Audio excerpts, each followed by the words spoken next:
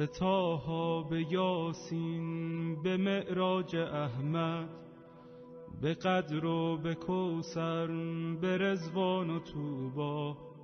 به وحی الهی، به قرآن جاری، به تورات موسی و انجیل عیسی. بسی پادشاهی کنم در گدایی، چو باشم گدای گدایان زهرا.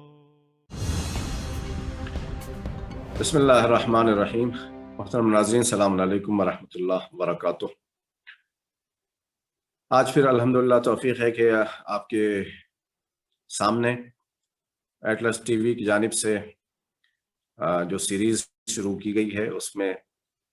تقلید کے عنوان سے اور اس ٹاپک پر چند باتیں پیش کر سکوں. پچھلی میٹنگ میں عرض کیا تھا کہ ہمارے چھٹے امام حضرت جعفر صادق علیہ السلام نے ان لوگوں کے بارے میں کہ جن کی ہمیں تقلید کرنا ہے اور جن کو ہمیں فالو کرنا ہے کچھ کنڈیشنز بتائی ہیں، اور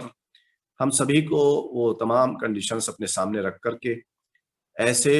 لوگوں کے بارے میں جستجو کرنا ہے اور تلاش کرنا ہے کہ جو ان شرطوں کے حامل ہیں اور جن کے اندر یہ صلاحیت پائی جاتی ہے کہ ہم ان کی تقلید کر سکیں. جب بات اور آگے بڑھتی ہے تو علماء کرام نے بہرحال انہی معصومین علیہ السلام کے اقوال اور ان کی حدیثوں کی روشنی میں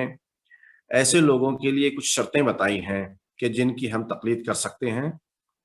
اور جن کی باتوں کو فالو کر سکتے ہیں. یعنی یہ شرطیں ہمارے سامنے رہنی چاہیے جس کے ذریعے سے ہم صحیح اور پرفیکٹ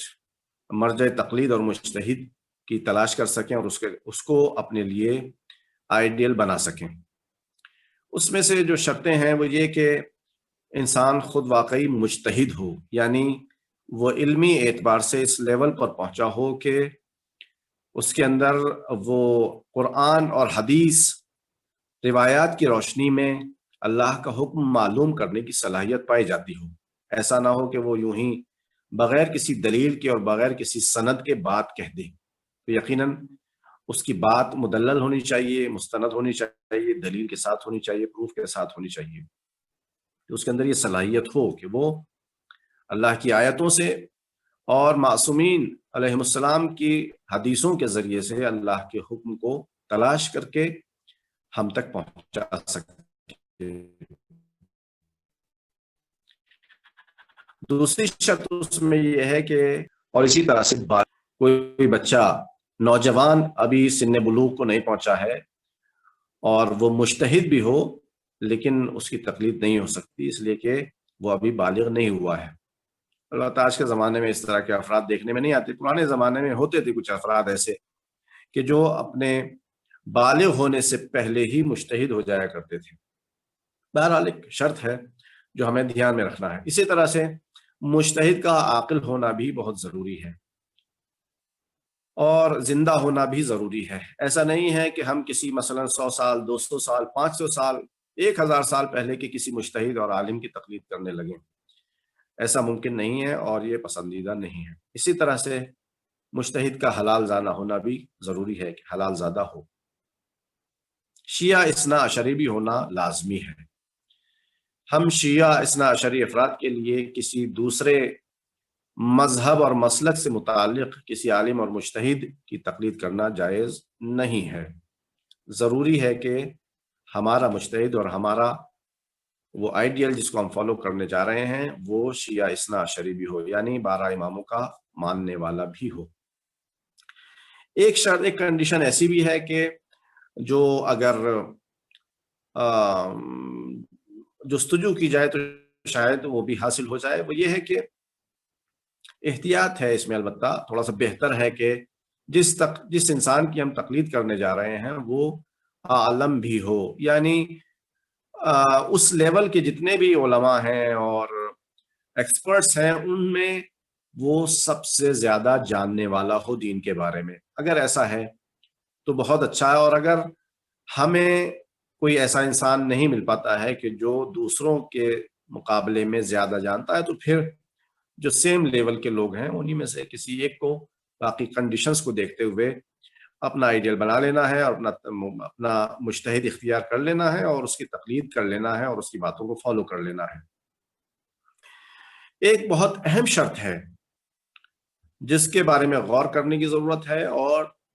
واقعی جس کے اوپر ڈیپینڈ ہے ہماری تقلید کا،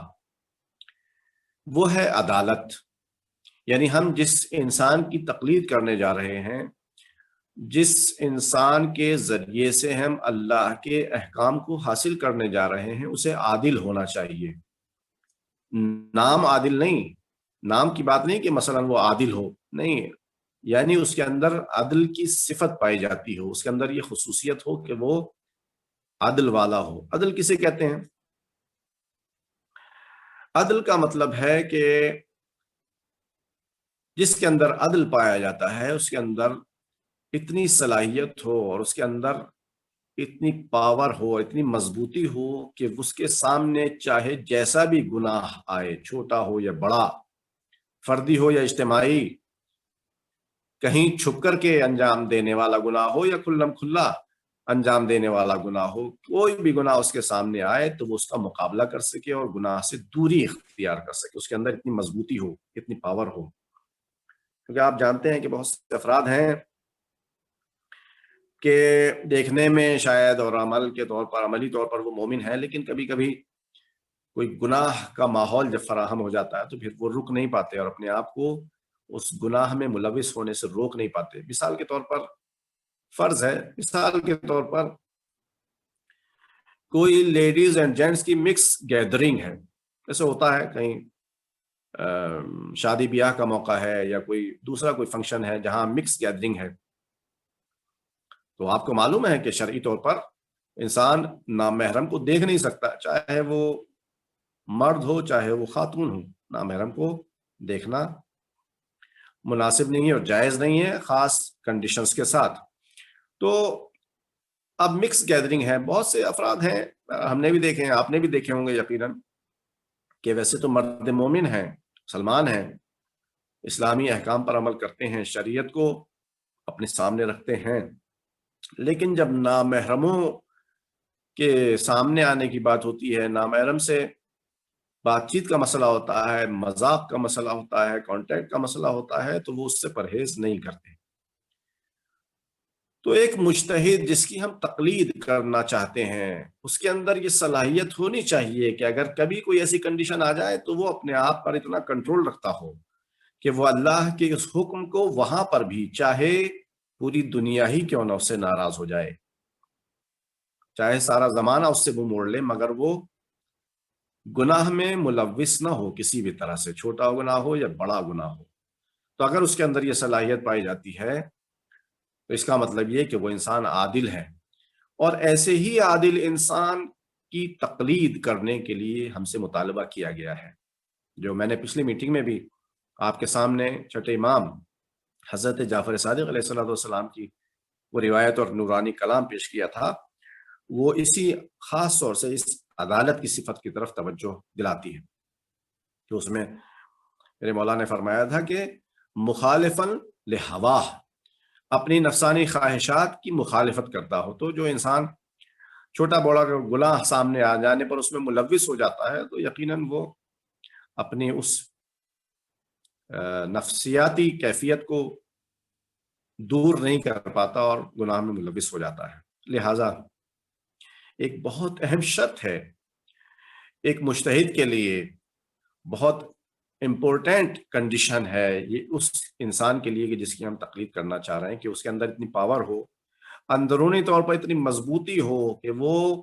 کوئی بھی گناہ اس کے سامنے آئے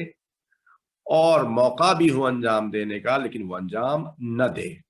کسی بھی طرح سے وہ اپنے اختیار سے اس لغزش کے سامنے پھسلنے نہ پائے۔ تو اگر ایسا ہے تو پھر اس انسان کی تقلید کی جانی چاہیے۔ اب آپ یہاں پر اندازہ لگا سکتے ہیں، اور بلکہ میری گزارش ہے آپ سے اور درخواست ہے کہ اس بات کے اوپر توجہ دیں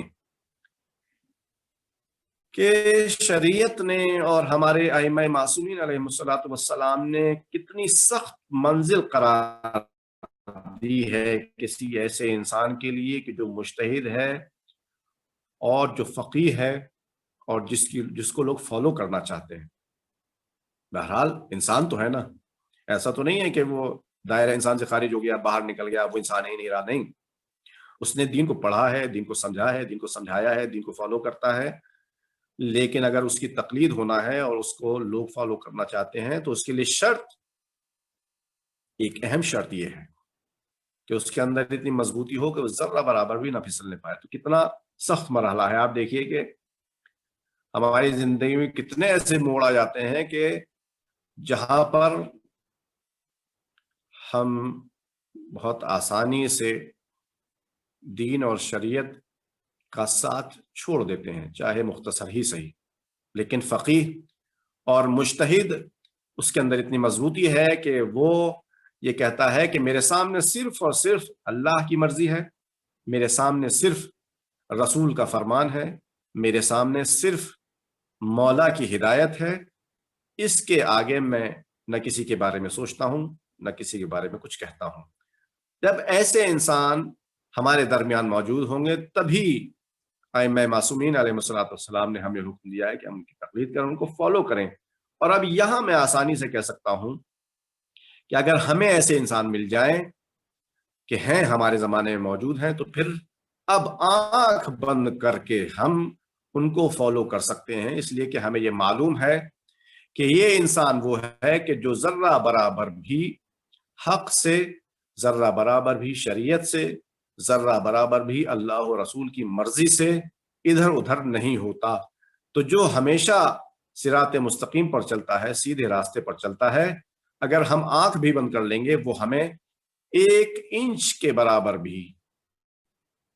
ادھر ادھر صراط مستقیم سے نہیں ہونے دے گا. اور جیسے وہ خود کامیاب ہوگا ہمیں بھی کامیابی کے راستے تک پہنچائے گا. اللہ تعالیٰ تبارک ہمیں نیک اعمال کرنے اور اس کی اپنی مرضی کے مطابق چلنے کی توفیق عنایت فرمائے. والسلام علیکم ورحمۃ اللہ وبرکاتہ.